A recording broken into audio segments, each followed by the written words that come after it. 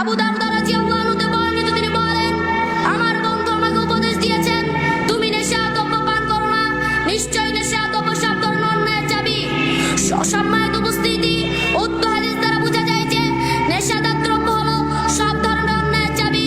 অপর একটি হাদিস রাসূল সাল্লাল্লাহু আলাইহি ওয়াসাল্লাম আরো বলেন, আন আবি হুরায়রা রাদিয়াল্লাহু আনহু قال رسول الله صلى الله عليه وسلم مدمن خمر كابد وصائد। আবু হুরায়রা রাদিয়াল্লাহু আনহু বর্ণিত, তিনি বলেন, রাসূল সাল্লাল্লাহু আলাইহি ওয়াসাল্লাম বলেছেন, সর্বদা নেশাদ্রব্য পানকারী মূর্তি পূজকের ন্যায় অপরাধী।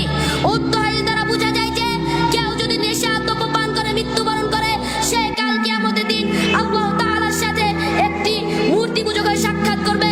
সম্মানিত উপস্থিতি, মূর্তি পূজক যারা ইসলাম থেকে বহু দূরে, যারা ইসলামের বাউন্ডারি থেকে বাইরে, আর আপনি যদি একটি নেশাদ্রব্য পান করে মৃত্যুবরণ করেন, আপনি একটি মূর্তি পূজকে গণ্য হবেন।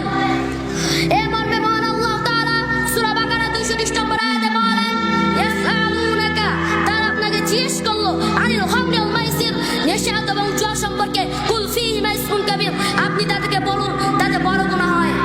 উক্ত আয়াত দ্বারা বোঝা যায় যে নেশাদার দ্রব্য একটি বড় গুনাহ।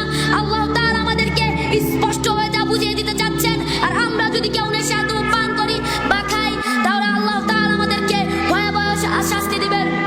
অপর একটি হাদিস রাসূল সাল্লাল্লাহু আলাইহি ওয়াসাল্লাম আরো বলেন, আন আব্দুল্লাহ ইবনে আমির রাদিয়াল্লাহু আনহু قال النبي صلى الله عليه وسلم لا يدخل الجنة منان ولا آكل ولا مدمن خمر رواه أحمد والنسائي। আব্দুল্লাহ ইবনে আমর রাদিয়াল্লাহু আনহু বর্ণিত, তিনি বলেন, রাসূল সাল্লাল্লাহু আলাইহি ওয়াসাল্লাম বলেছেন, তিন শ্রেণীর লোক কখনো জান্নাতে যাবে না। এক, উপকার করে ক্ষুধাদানকারী। দুই, পিতামাতার অবাধ্যকারী। তিন, নেশাদ্রব্য পানকারী। আহমদ হাদিস নম্বর 5882, নাসাই হাদিস নম্বর 5672। উক্ত হাদিস দ্বারা বোঝা যায় যে ব্যক্তি যতই আমল আছে না, যতই করুক, যতই সালাত যাকাত যত রকমের আমল আছে না, যতই করুক, কিন্তু সে যদি প্রত্যেকদিন নিয়মিতভাবে নেশাদ্রব্য পান করে, সে কখনো জান্নাতে যেতে পারবে না। সম্মানিত উপস্থিতি, আজকে আমাদের যুব সমাজে দলদল হয়ে গেছে। ওমর রাদিয়াল্লাহু আনহু সমাজে কেউ যদি নেশাদ্রব্য পান করত, তাকে 40 বার বেতের আঘাত বা জুতার আঘাত দেওয়া হতো। আর আজকে আমাদের যুব সমাজে ঘরে ঘরে, বাইরে বাইরে সব জায়গায় নেশাদ্রব্য বিক্রি হচ্ছে, কেউ কিছু বলতে পারছে না।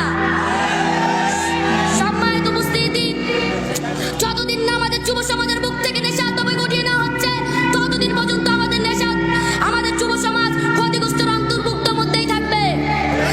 তাই আমরা এখন থেকে সবাই তওবা করে নেই। আগে যা করেছি তা জানি না, কিন্তু এখন থেকে, এরপর থেকে নিজে তো নেশাদ্রব্য পান করবোই না, এমনকি অন্যকে যদি নেশাদ্রব্য পান করতে দেখি, তাকেও পরিপূর্ণভাবে নিষেধ করবো। সম্মানিত উপস্থিতি, আল্লাহ তাআলা যদি, আমি এখন পর্যন্ত আপনাদের সামনে যা আলোচনা করলাম, তার উপর যদি আল্লাহ তাআলা পরিপূর্ণভাবে আমাদেরকে আমল করার তৌফিক দান করুন। এবং সুবহানাকাল্লাহুম্মা ওয়া বিহামদিকা আশহাদু আল্লা ইলাহা ইল্লা আনতা আস্তাগফিরুকা ওয়া আতুবু ইলাইক। আসসালামু আলাইকুম ওয়া রাহমাতুল্লাহ।